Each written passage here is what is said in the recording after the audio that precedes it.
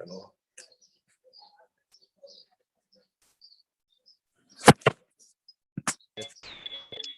Mae'n iawn. Helo. Hey, Helo, Aran. Helo, Tom. Helo. Sut ti teimlo heddiw? Heddiw. Dwi wedi blino tipyn bach, ond dwi'n hapus iawn i siarad Cymraeg efo chdi. Da iawn. Diolch yn fawr iawn. Diolch. Dwi'n newydd ofyn am ddŵr gan Catrin. Peint o ddŵr.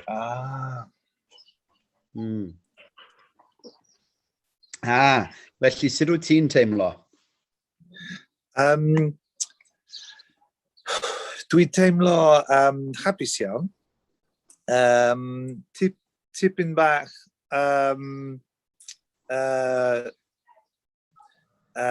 unsure. Dwi ddim yn siŵr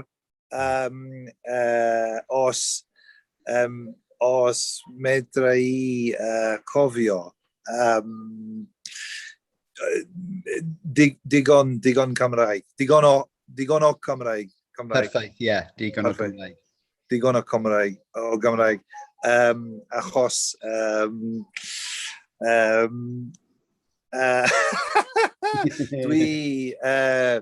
dwi'n wedi bod i dysgu Cymraeg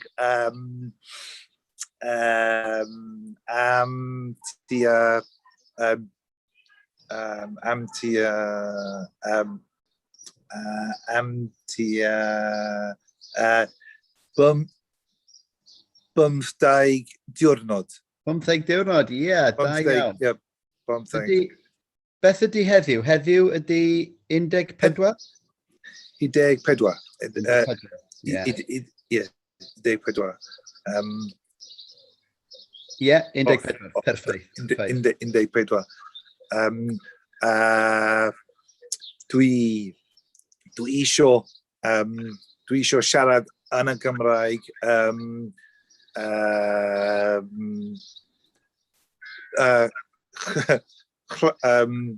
lot o amser da iawn. Amser llawer. No, amser hir. Amser hir. Yeah. Dwi ddim yn dyweld i yn dda iawn. Dwi'n gweld just top dy ben ar y funud. Wyt ti'n medru symud y sgrin tipyn bach? Symud y sgrin tipyn bach. Ie, tipyn bach i lawr. Yei! Dyna lle mae Tom. Helo, Tom. Helo. Okay. Ti ar diwrnod 14. 14. Ti wedi dechrau lefel 2. Lefel 2. Ie. Sut mae dy blant? Sut mae dy blant. Dydy blant i chi? No. Oes. Sut i deud o? Oes plant gynnych chi? Oes plant gynnych chi. Oes plant gynnych chi. Na, sgynnon ni ddim plant.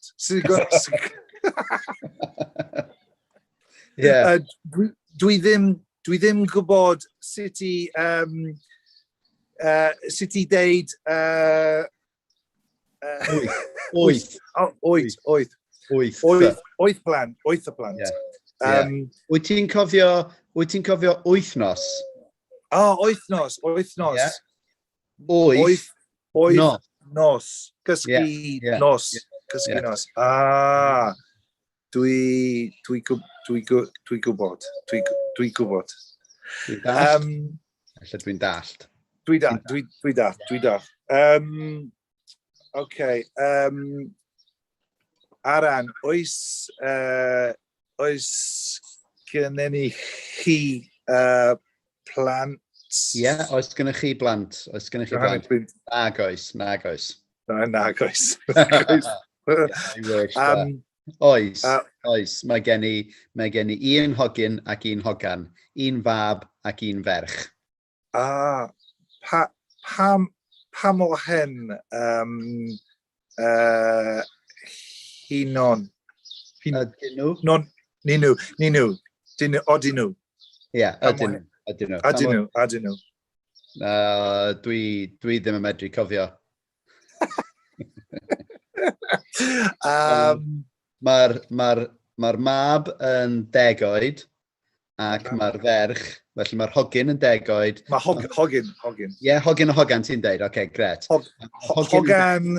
Hogyn, ie. Hogyn ydi beino, hogan ydi angharad.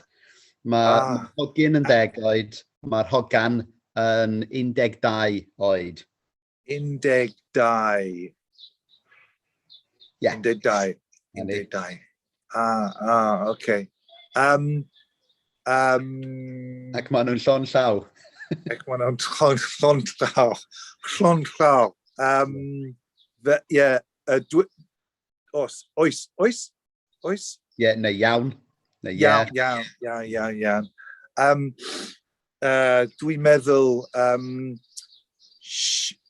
Dwi'n meddwl o siarad am plant. Mae siarad yn plant. Mae siarad am plant. Oedd? Mae siarad am plant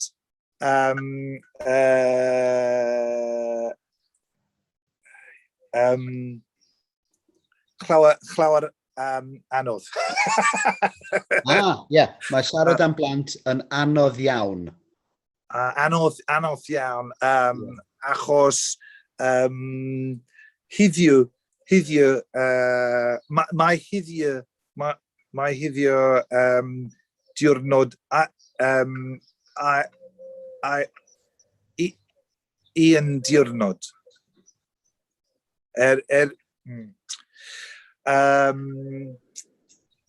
Dwi ddim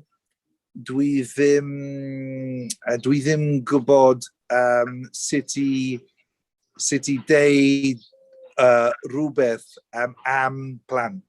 Ie. Ti newydd ddechrau dysgu. Dwi newydd dechrau sut i siarad am plant. Ond dwi'n meddwl bo fi medru siarad llawer am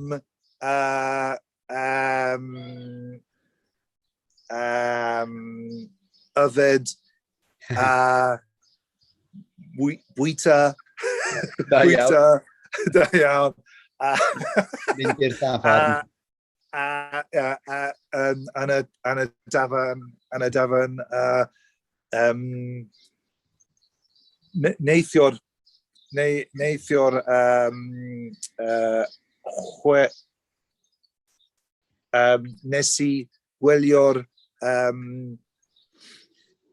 nes i gwylio'r peldroed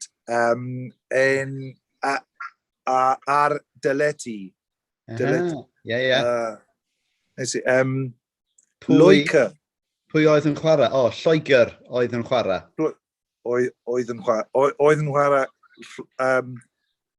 Loegr, dwi ddim gwybod sut i siarad.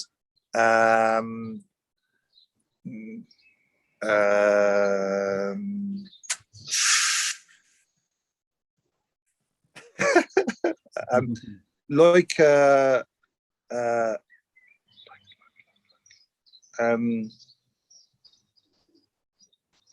dwi ddim yn siŵr sut i deud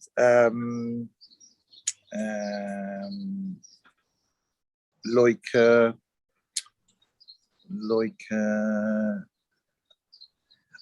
Loegr Hynnan. No. Wyt ti eisiau dweud bod Lloegr wedi sgorio mwy? Sgorio mwy. Sgorio mwy. A sgorio... Yeah. Sgorio mwy. Yeah. Bod Lloegr wedi ennill.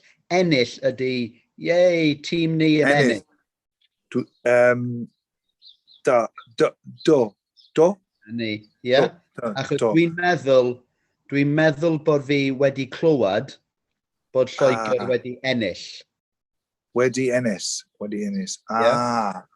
Felly,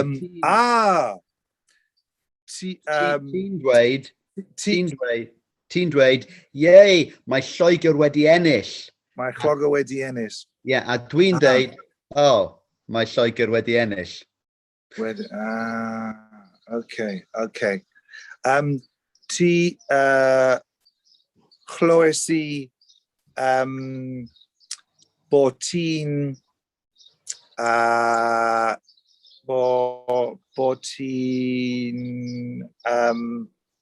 ddim isio chwilio'r peldroed.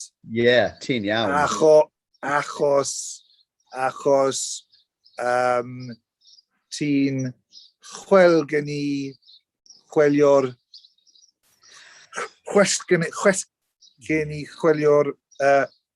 rugby.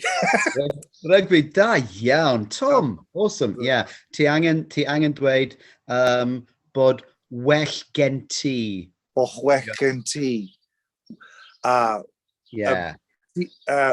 Bod well gen ti chwilio'r rugby. Wylio rugby. Yeah. Wylio rugby. Yeah, mae well gen i wylio rugby. Dwi'n meddwl bod peldroed yn boring iawn. Boring iawn. Da iawn. Sut i dweud, chweth gen i. Well gen i. Yeah. Well gen i gwylio'r peldroed. Yeah. Dwi'n well gen i. Dwi'n teimlo sori i ti. Sorry i ti. Sorry i mi. Yeah, well, be dwi'n deud ydy go iawn, dwi'n teimlo bechod drosto ti. Bechod drosto ti. Bechod drosto ti, I feel pity for you. Bechod is sin. Yeah. Bechod drosto ti. Rwan,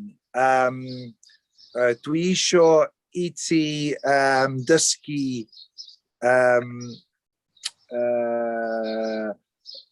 rhywbeth arall yn y Gymraeg. Dim problem. Unrhyw beth, neu wyt ti eisiau dysgu rhywbeth penodol? Penodol ydy specific. Wyt ti eisiau dysgu penodol? Yeah. Penodol. Licio ni gwybod rhywbeth am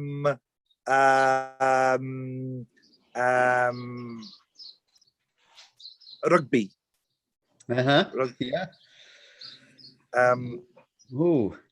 Sut mae dysgu rhywbeth am y Gymraeg ac am y rygbi. Okay.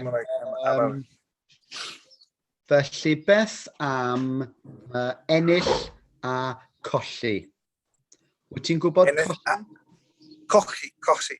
Colli. Colli. Yeah. Dwi ddim gwybod. Colli ydy dim yn ennill. Dim yn ennill. Colli. Yeah. Dim yn ennill.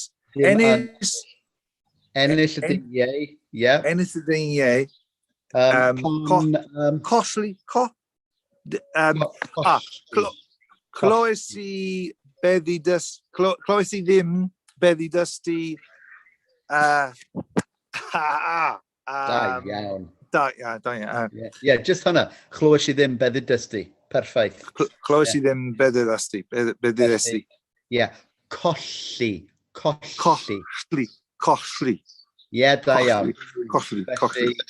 ti angen ymarfer, ti'n medru dweud ll, ond mae dweud oll, ti angen ymarfer tipyn bach.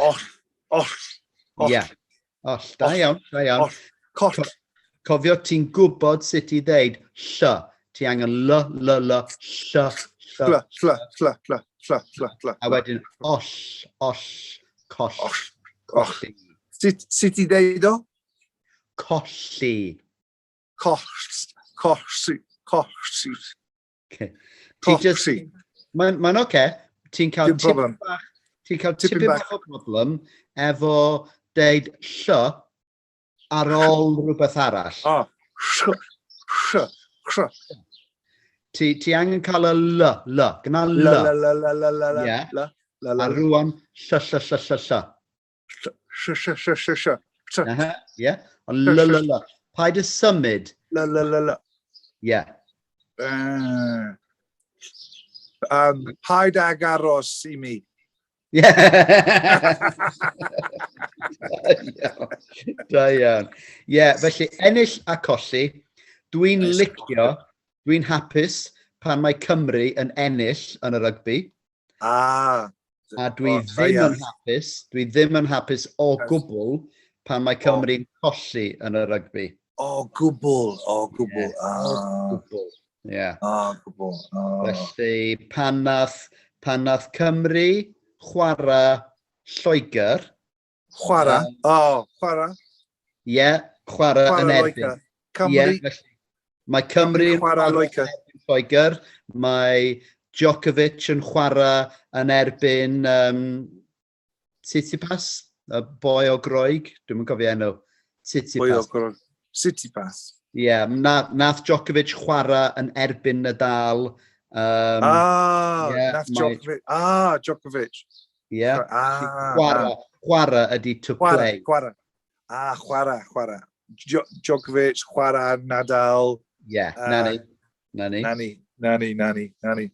Yeah, Dynani, there we are. Dynani. That's it. Dynani. Felly, pan nath Cymru chwarae Lloegr, blwyddyn diwetha. Nath Cymru ennill, o'n i'n hapus. Pan nath Cymru chwarae yn erbyn Ffrainc blwyddyn diwetha, nath Cymru golli, o'n i ddim yn hapus. Da iawn. Felly, ennill a colli. Ennill, da, colli. Yn ddrwg. Da, drwg. Mae'n ddrwg. Ie. Mae'n ddrwg gen i.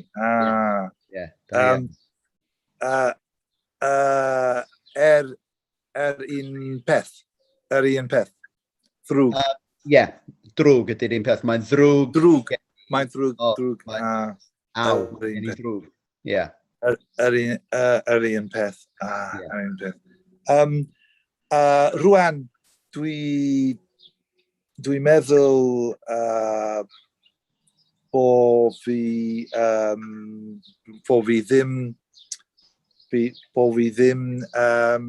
ddim gwybod beth i deud. Mae hynny yn normal iawn. Efo iaith newydd, Ti'n gwybod iaith? Iaith ydy yr iaith Gymraeg, yr iaith Saesneg, yr iaith Ffrangeg. Iaith. Iaith ydy language. Iaith. Efo iaith newydd, iaith dysgu, pan ti'n dechrau medru deud pethau, ti'n gwneud yn dda, ti'n dechrau meddwl, dwi ddim yn gwybod beth dwi eisiau dweud.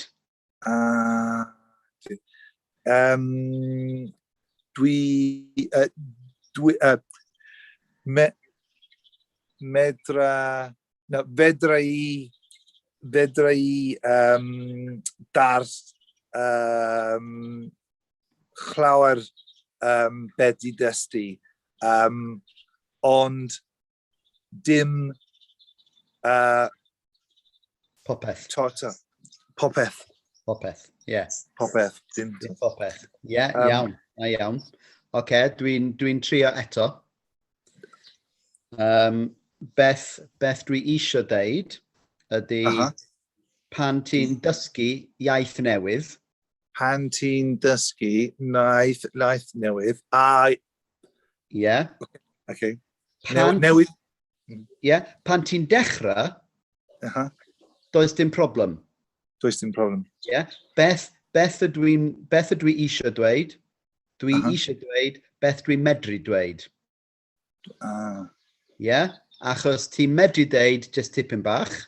Tipyn bach. Felly ti'n meddwl, just y tipyn bach, dwi'n mynd i ddeud y tipyn bach. Ond, pan ti'n gwneud yn dda iawn, pan ti'n dechrau siarad yn dda, pan ti'n dechrau siarad am mwy o bethau. Mwy o bethau. Ti'n dechrau meddwl, dwi ddim yn gwybod beth dwi eisiau dweud. Mae gen i fo. Mae gen i fwy ddeud, ond dwi ddim yn siŵr beth. Yeah? A mae hyn, mae'n amser anodd. Amser anodd. Achos wyt ti eisiau siarad efo fi am popeth. Popeth. Yeah? Ond Rwan dwi eisiau siarad am popeth. Yeah, efo chdi. Efo dysgu cyflym. A ti ddim yn barod eto. Yeah? Ti ddim cweit yn barod. Cweit yn barod. Ond ti'n medru dweud lot o bethau. Felly, wyt ti a fi, da ni angen meddwl, reit, beth ydyn ni eisiau siarad amdano fo, wyt ti yn medru siarad amdano fo?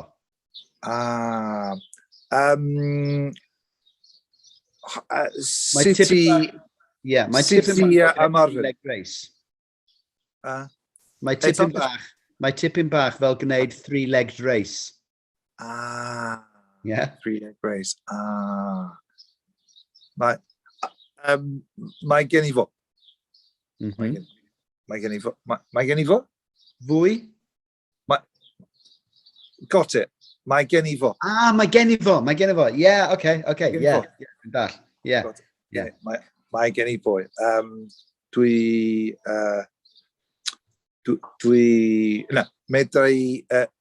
Medra i dast beddi esti.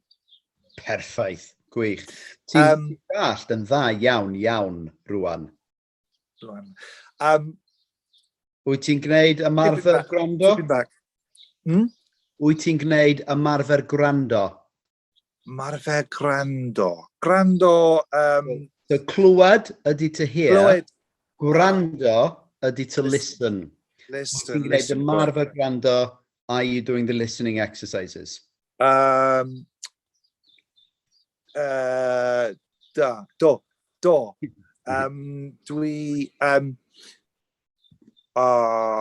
Dwi trio gwneud o gwrando. Ymarfer gwrando. Dwi'n meddwl bod mae'n ddiddorol. Dwi'n meddwl fod o'n ddiddorol. Fod o'n ddiddorol. Yeah. Eto? Dwi'n meddwl fod o'n ddiddorol. Achos dwi'n medra i teimlo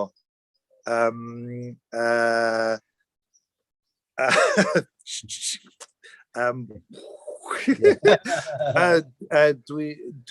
ddim yn siŵr sut i deud brain. Ymenydd neu bren. Bren. Ymenydd neu brain. Neu o. Ymenydd o neu brain.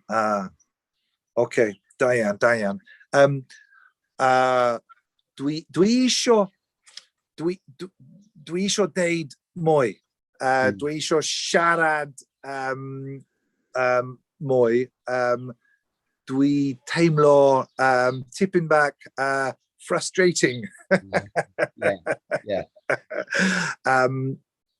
Achos dwi gwybod bo fi angen ymarfer deud mwy efo ti neu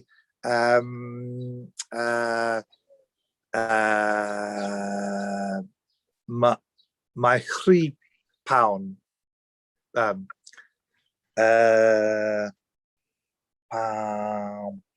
Pawn. Pawb? Pawb. Mae three pawb. Just efo pawb? Efo pawb.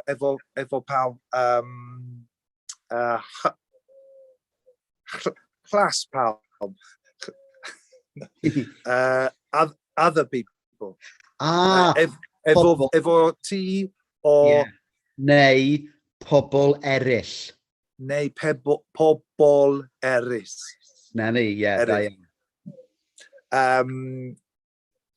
Dwi angen ymarfer siarad yn y Cymraeg efo ti neu pobl eraill. Efo pobl eraill. Eraill? Eraill. Eraill. Da iawn. Tom, ti'n gwneud mor dda. Dwi angen trio cofio bod heddiw yn ddiwrnod 14. Mae 14. Waw. Dwi mwynhau i dysgu Cymraeg. Mwynhau. Dwi mwynhau dysgu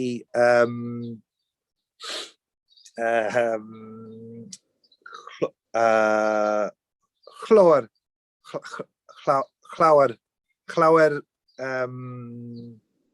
peth. Yeah. Lot of peth. Da ni'n deud llawer o betha. Llawer o betha. Llawer o betha. Un peth, llawer o betha. O betha. Llawer o betha.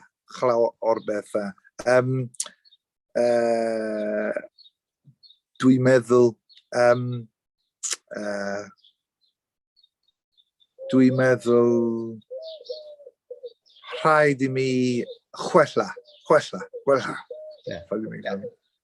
Mae gen I fwy mwy I ddysgu. Yeah. Mae wastad mwy I ddysgu. Wastad. Yeah, wastad. Mae o'n meddwl level.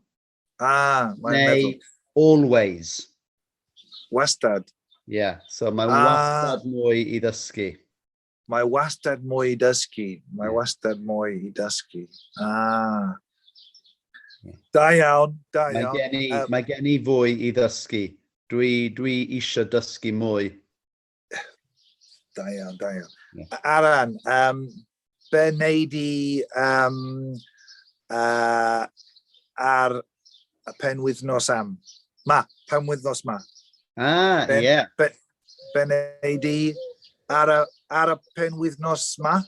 Yeah, neu be wneud I ar y penwythnos, neu Ar y penwythnos.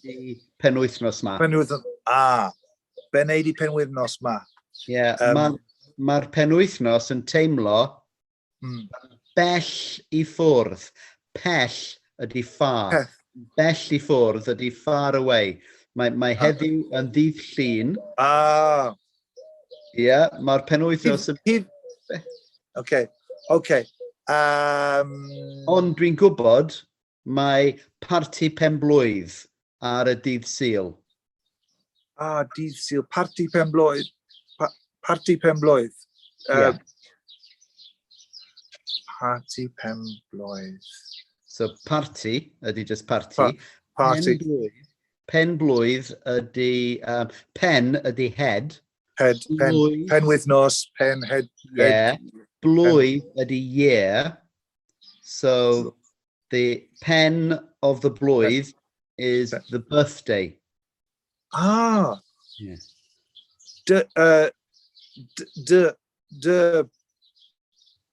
Aran. Pen blwydd. Na. Pen blwydd. Na. Dim. No. Yeah. Dim. Penblwydd.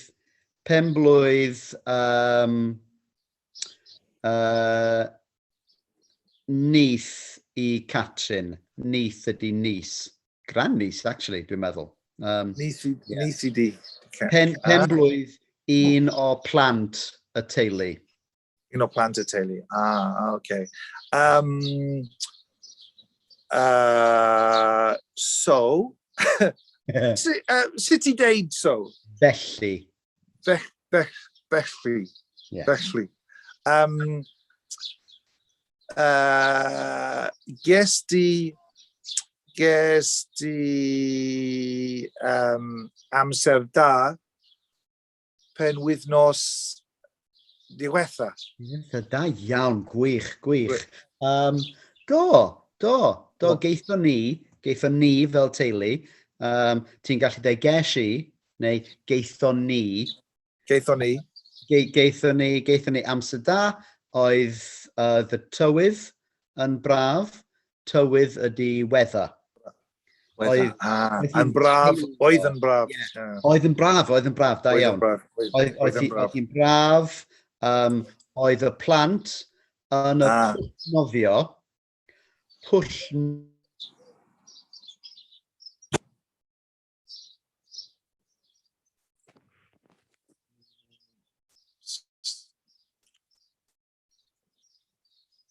Clywes I ddim.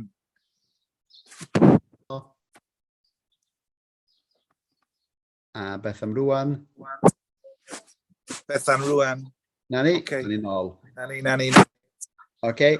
Oedd hi'n braf. Oedd yn braf.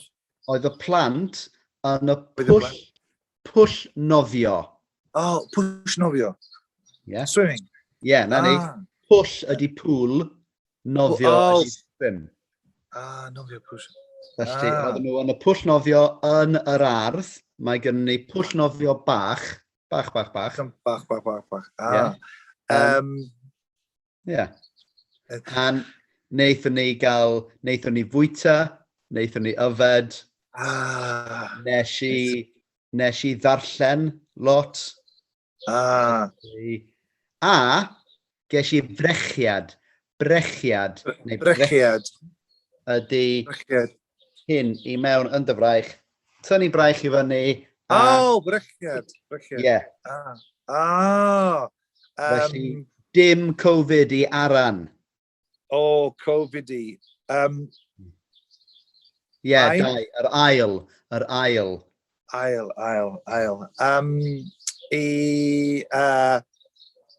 Witi teimlo rwan. Cwestiwn diddorol. Dwi'n teimlo tipyn bach yn brifo. Brifo ydy to feel pain. Tipyn bach yn brifo. Yeah, tipyn bach yn brifo. Mae'n teimlo, tipyn bach. Yeah, dim lot. Dim lot. Yeah. Tipyn bach. Tipyn bach o man flu. Man flu. Okay.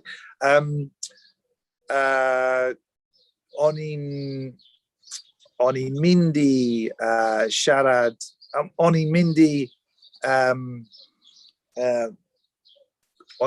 I ofyn wrtho ti.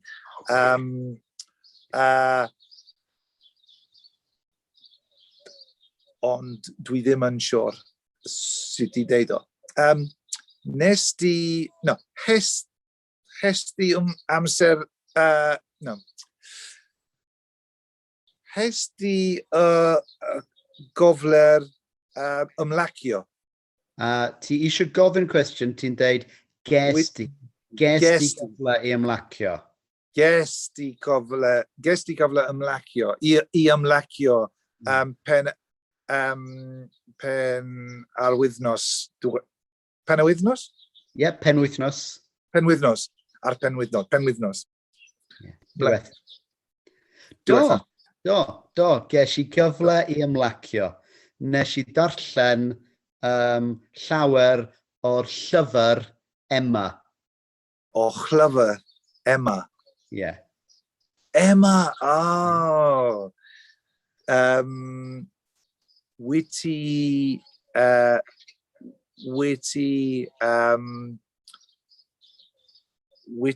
no. Witty licio,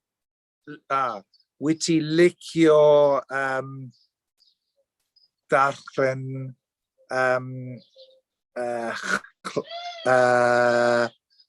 chlywed anon. Clywed anon. That book. Clywed. Y llyfr na, y llyfr yna. Y llyfr na. Yndw, dwi'n caru Emma. Wel, dwi'n licio popeth gan Jane Austen yn fawr iawn. Nes di wylio'r ffilm na? Cwestiwn da. Neu, nes di wylio ffilm? Dwi wylio ffilm.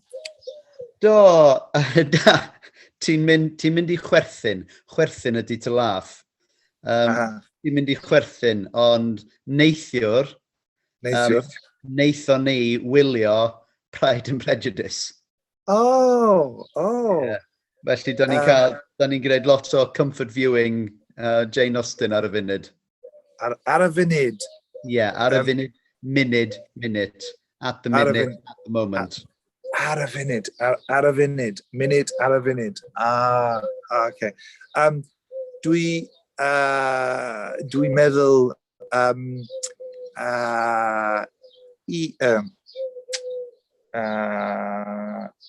mae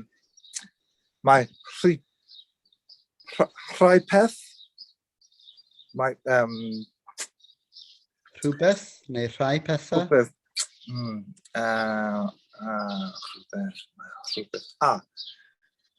Okay. Dwi'n meddwl rhywbeth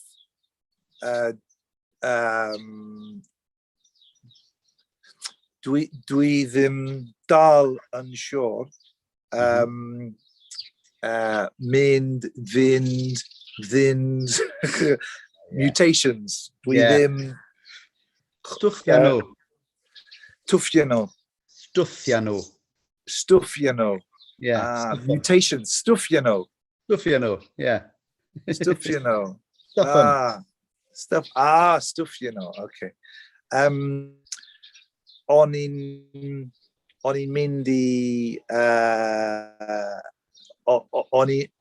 mynd I ofyn wrth ti.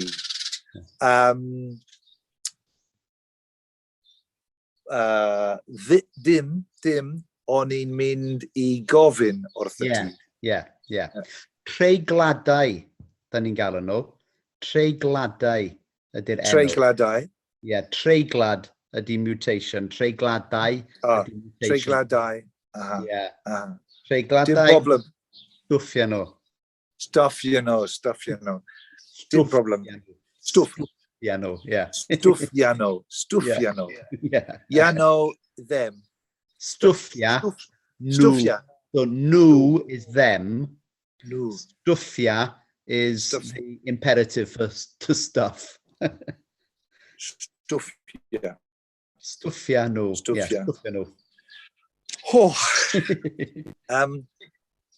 Rwan, dwi isio deud rhywbeth arall yn y Gymraeg. Dwi ddim yn siŵr beth I deud. Ond Dwi'n mynd i trio'r deud rhywbeth. Trio deud rhywbeth diddorol. Diddorol. Diddorol. Tipyn bach diddorol. Yeah. No pressure.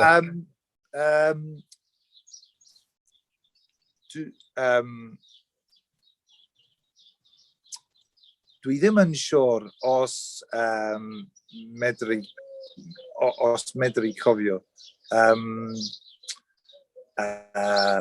Ond dwi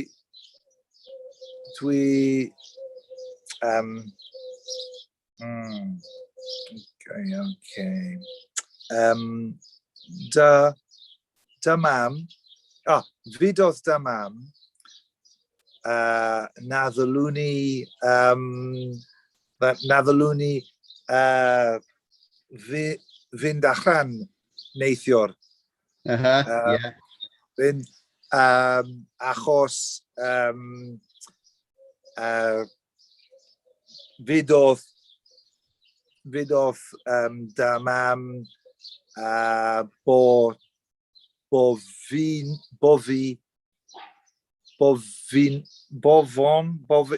o'n i'n mynd i yfed gormod. Oh, iawn. Wow. Wow. Brawddeg fawr iawn. Da iawn. Brawddeg ydi sentence. Ond ges di amser da. Dwi ddim ges i amser da. Da iawn. Ges i amser da. Dwi ddim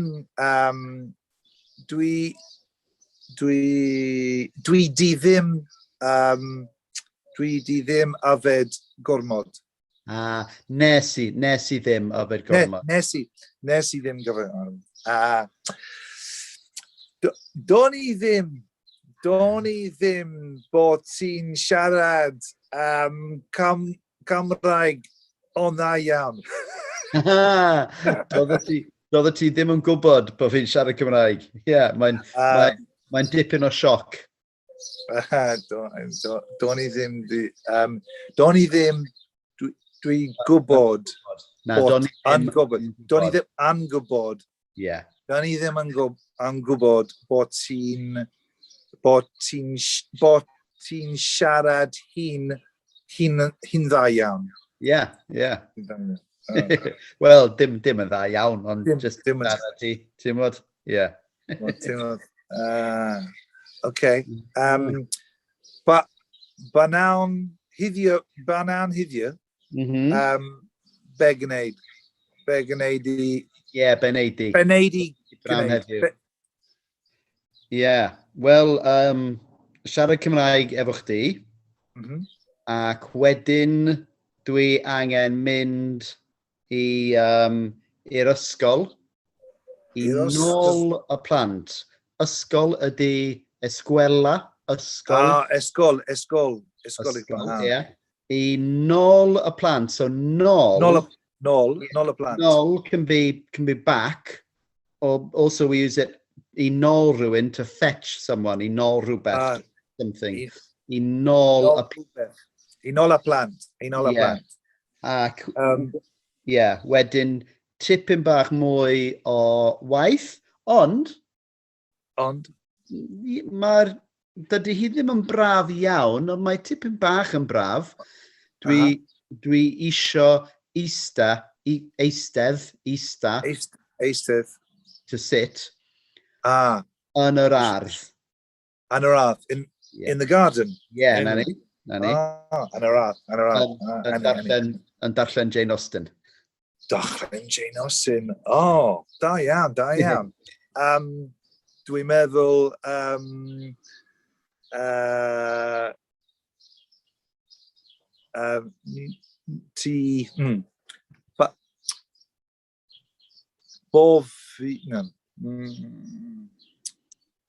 dwi'n meddwl amser da Dwi'n meddwl bod ti'n gwybod sut i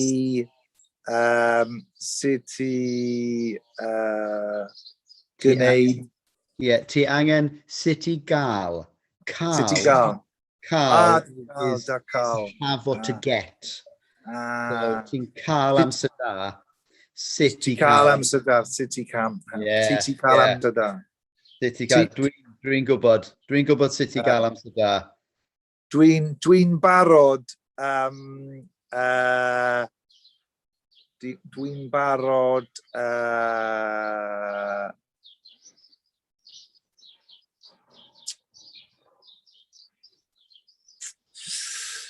Dwi isio deud join you, or dwi... Yeah. So to join ydi ymuno. Ymuno. Yeah. That's actually uno.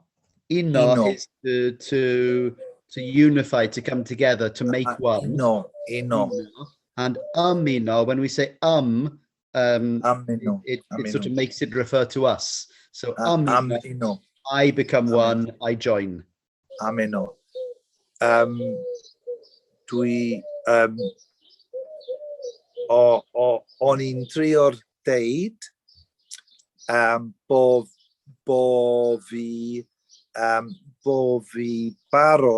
dwi'n barod. Now, just bo fi'n barod. Bo fi barod am uno. I ymuno. I ymuno. Barod I ymuno. Efo chdi. Yeah, perffaith. Pa lyfr Jane Austen wyt ti'n mynd I ddarllen?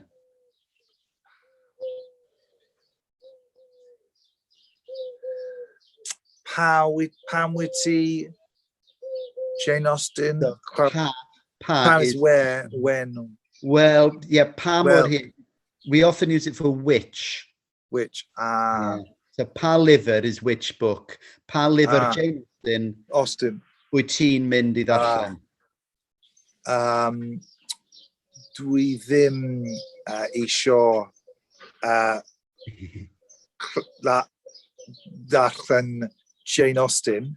Yeah. Ond dwi isio ystod am yr ardd. Yn yr ardd. Efo fi. Yn y ddardd. Efo chdi. Yn yr ardd. Efo chdi. Os wyt ti isio ymlacio yn yr ardd efo fi, rhaid I ti ddarllen llyfr Jane Austen.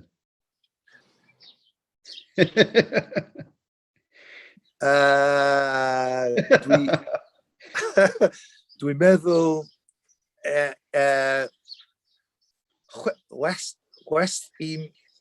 gen I I yfed sidr. Seidr.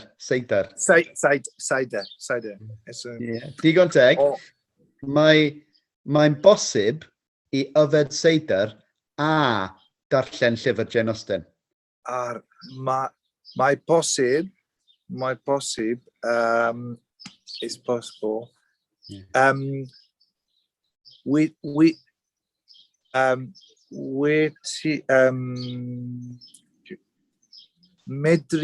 Fedri di deud o eto. Clywes I ddim be di dysgu. Wych, da iawn. Dim problem. Dwi'n dweud, mae'n bosib yfed seidr. Mae'n bosib. Darllen llyfr Jane Austen. It's possible to do both, right? Yeah. Mae gen I fo. Yeah. Dim either or. Dim either or, both and. Yeah, both and. Da iawn. Dwi wedi yfed seidr a darllen llyfr Jane Austen. Dwi wedi gwneud o. Felly, mae'n bosib. Mae'n bwysig. Mae'n bosib. Mae'n bosib. Mae'n bwysig. Mae'n bwysig. Mae'n bwysig. It's important. Mae'n bwysig. Felly, mae'n bwysig yfed seidr a dachan. Yfed seidr a dachan. Dwi isio deud mwy. Deud mwy. Deud mwy.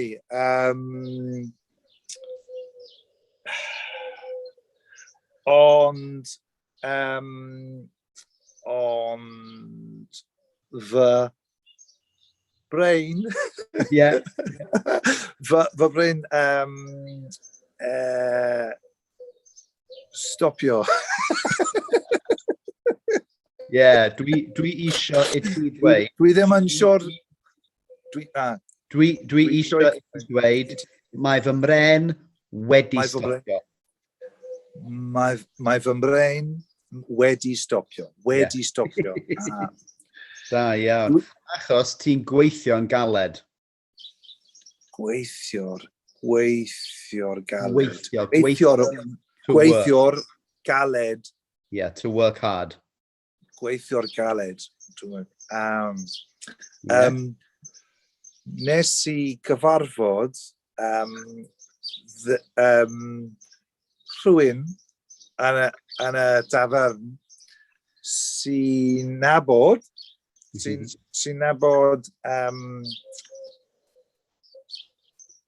da fam. Perffaith, da iawn.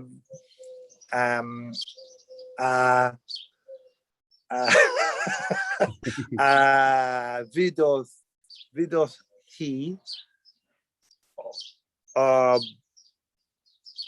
fod oedd fy hi isio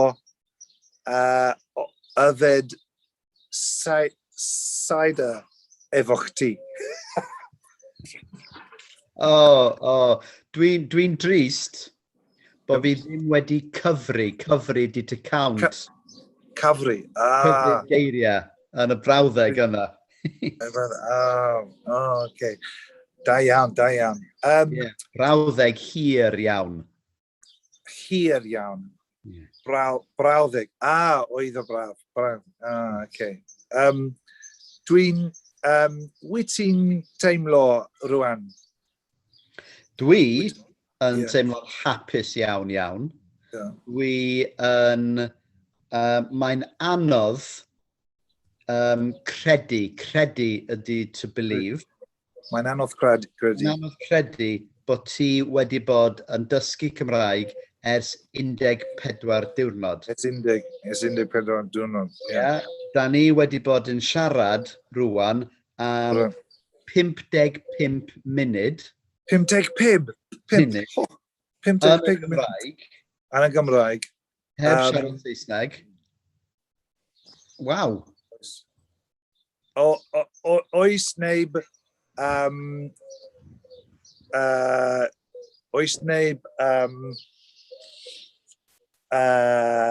siarad deud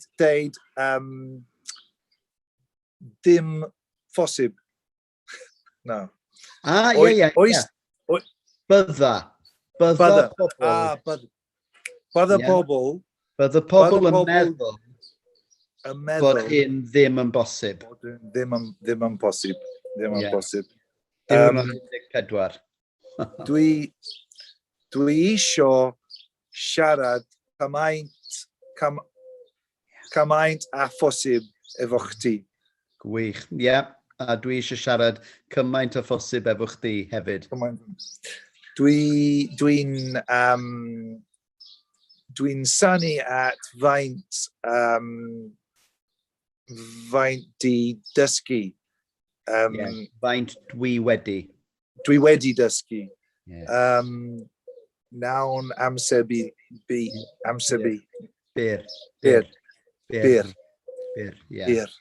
Mawn amser bir. Dwi'n bloody synnu hefyd. God. Da iawn. Ie, dwi'n... Mae ar gyfer dweud mae yn anodd i bobl Lloegr. Ti'n medru ymarfer Ie, felly ti'n medru dweud o, ond ti'n medru ymarfer efo bread. Ie, na ni.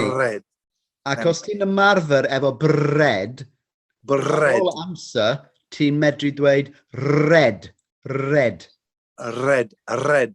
Ie, a da iawn.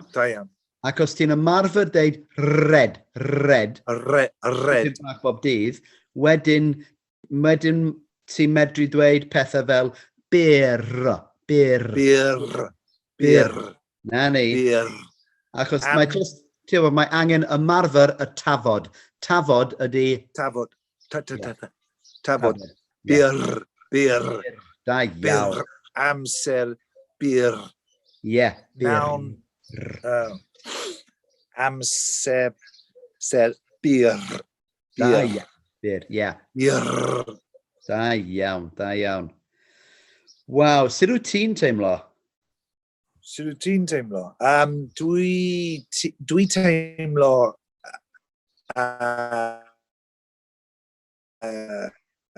hapus iawn. Dwi newydd dechrau dysgu Cymraeg. Dwi di dechrau? Dwi di dechrau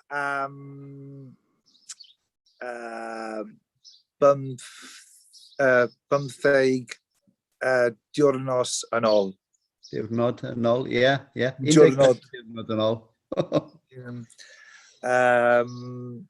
Dwi hapus iawn. Dwi teimlo hapus iawn.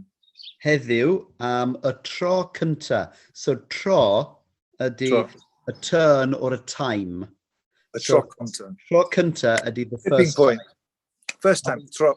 Yeah, y tro cynta ydy the first time. Heddiw am y tro cynta, ti wedi siarad Cymraeg am awr. Am awr. Sydd, waw, 14 diwrnod a siarad Cymraeg am awr. Mae hynna yn dda iawn. Okay. Dwi ddim eisiau stopio, ond dwi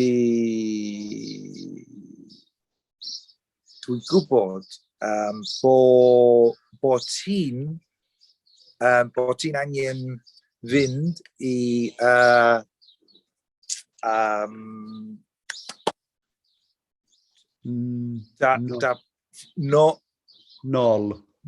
nôl da plant. Ie, ti'n iawn. Rwan. Ie, wel dim quite rwan, ond cyn bo hir. Before long. Cyn bo hir. Okay. Yeah. So let's just have a quick debrief in English there, because you just ticked off your first hour in Welsh. Tell me in English how you're feeling, mate. Well, it's really interesting because I felt I could understand increasingly well when you're speaking. Obviously, you're curating it perfectly for the sort of vocab that we've done, and sort of mostly. But it's still a world apart from getting the words out in a reasonable period of time, even though I know quite a lot. It's a huge difference between getting that out in a sort of context and all the pieces that you don't know are the ones you focus on, rather than thinking, actually, I've learned a hell of a lot. And still, even though I know about sort of mistakes and all those things, there's still so much baked into us wanting to do better. It's like, so you imagine what it's like if people don't know that, how frustrated they must get when learning languages. Yeah. And the frustration, I think, is fascinating. I mean, I think, there are also, possibly sort of entire books to be written about that. Yeah. Because when you get frustrated in the course of a conversation, now that we have, after 14 days, got you to the point where you can have a conversation in Welsh, because you've just done that for an hour. So you know that there's no kind of, and this is one of the things I love. I think this is incredibly important in all learning, possibly, is when you can measure things in non-arguable ways. Yeah. So if we try to say, well, you can have a conversation in Welsh, you immediately want to say, yeah, but let me give you some boundaries for that, what kind of a conversation it is, how well I can have it. But if we say you can communicate with somebody in Welsh for an hour, then that's non-arguable. You know, that you can't say, no, it wasn't quite an hour, it's only 59 minutes. Well, no, it was an hour I was watching. Yeah. So, and I think when we can set ourselves these kinds of measurements, when we can say, well, look, I've achieved this thing. Obviously, it's not the end of the journey. And this is what, you know, so much talk about language learning is based in words which have no concrete agreed meaning. Fluency, the worst of all of them. Well, I'm not quite fluent yet. Yeah, you and me, mate. You know. So for me, and one of the fascinating things is when you can have a conversation, which you can now do, the points where you get frustrated are the danger points in a way. They're the points where you can start thinking, oh God, I've worked really hard. I still feel a bit frustrated about this. I feel bad. Now I'm not doing as well as I want to. But actually what's happening is it's a little bit, do you remember those games where you have a sort of a board with a kind of maze on it and you have these little ball bearings and you have to try and tilt the sides of them to get the ball bearings? Oh, yeah. I know those games, So it's a bit as if you drop the ball bearing into the middle of one of those mazes. Right? And you start trying to get it to the end. And what happens immediately is you knock into walls that you don't want to knock into. And you go down holes that you don't want to go down. But that feels like, oh my God, I'm failing. But that's exactly the learning which eventually gives you the skills to get to the end of the maze. So when you run into a block here, it's fantastic because you're basically figuring out, all right, there's a block, there's a thing there.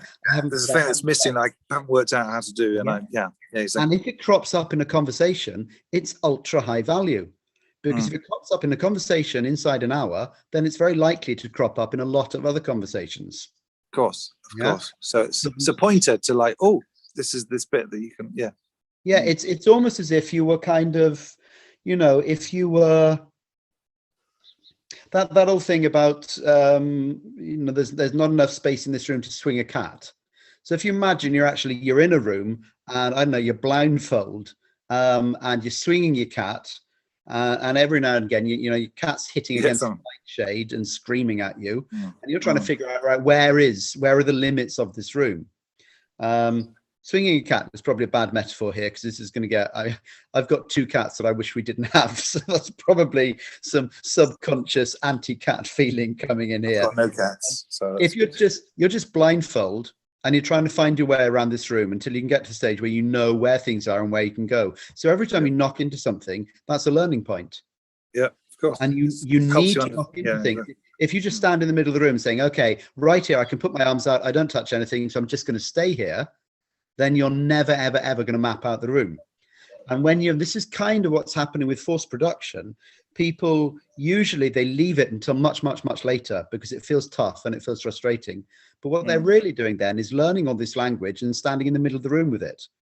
They're just like feeding their cat, but they're not swinging it around. So they're probably better people. The cat is growing a little bit, which is good. So they're going more and more. You know, but okay. What you've been doing, you're feeding your brain, and then you're throwing yourself around the room, and you're finding where the limits are. And as you find each limit, then you push it a little bit. It goes a little bit further away, and then eventually you're opening up into the other rooms, and then you're opening up into the garden outside, and then you're in a world where you can just communicate the language. So it's sort of, if we think about that idea of you build islands of language. And then they start to connect. And then one day you realize that you've got lots of pools in the landscape. So what you're doing at the moment is you've got a bunch of islands and you've got them all now connected. You've got them connecting really well to each other. And you're in the process of sort of going round and round this map And every once in a while, you hit a limit, and you think, so now can I get from here to the another next island? Yeah, exactly. And it's by trying that is by, you swim to the next island, because it's hard, it's tough, but swim to that next island a couple of times, and that's when you've built the bridge, and the network just gets bigger and bigger and bigger. So every moment where you get seriously frustrated, I mean, that's the bridge building. That's, you found that you can't get to the next island, and that's the work you have to do. So it's just absolutely brilliant to watch it happening, and to watch it happening. And that's why it's good to do. That's why I think the high intensity thing is so good, and why in some ways, even doing it over a month, I think there's some significant benefits of having the consolidation time. I think you're right, because when you've done something new, your brain spends the rest of the day, and when you're asleep and all that sort of stuff, just rehearsing and running over it over and over again. So it does that. But I do think that there's an argument for the intensity being the real answer, because you get lots and lots of islands very, very quickly. So you immediately sort of get that. It's a geometric effect since they all connect with each other. I think that's sort of the mathematics of language learning. So if you're getting one island, let's say you're getting one island for every hour of time you study, right? Yeah. Then surely you want to get as many islands as quickly as possible. Now, it won't be quite as effective if you do them all in one go, it'd be painful. But I think I'm loving the 10-10-10, the sort of the 30 days of learning in the future, our plans, which is 10 days intensive, then 10 days sort of using it. I wonder whether the holiday time should be the middle 10 days on this trip around the world. So we do 10 days of intense learning, then 10 days of holiday and travel around and using that language, and then 10 days of doing some sort of like teaching or valuable, teaching innovation to these countries or something like that. And then, because that might be interesting, because I think that, don't know, I think if you're sort of holidaying, enjoying it, but then using in the conversations to local people to then sort of work out how you're going to teach whatever you do in that final 10 days. Don't know. It might be a really interesting test that you might be able to, because the key thing there that we do not want to leave out is gigantic bulk listening with sensible input. But what we might find is that 2 to 4 hours a day of that is enough, and that having half a day's holiday at that point will be really, really valuable, and that because the holiday itself will have sort of high levels of language interaction. So we might find that we combine those two things, that you're doing intensive learning for 10 days. Then you're doing bulk listening and interaction for 10 days. And then you're doing 10 days of skill sharing. Yeah. I mean, we'll play around with it. But I think the bulk listening I think that's very important, actually, isn't it? So if you're doing some usage and bulk listening at the same time, I think that's when you sort of start seeing things really break through, isn't it? I think so. I very, very strongly suspect so. And I also suspect there are probably some kind of neurological limits on the bulk listening that you actually have to get to a certain amount of time, or you can accelerate. I'm certain, but that's still very much a kind of area for experimentation for us. But it might be more like potatoes. It might be certain things. It doesn't matter how much time you throw at it watching them, they're still going to take some time to grow. It might be more like that model. But you will certainly, large amounts of that and large amounts of interaction, you're definitely going to have large amounts of communication happening then after that. We're going to have to do a month, as soon as we can, as soon as we've got a new language course. Let's do a month to test it. As soon as travel is possible again. Yeah, exactly. That'll be good. You've got to go. We've been on. It's 2:30. All right. Otherwise, we'll be chatting bollocks all the time. Thanks very much. This is amazing. I reckon every 3 days will be fine, won't it? I do more.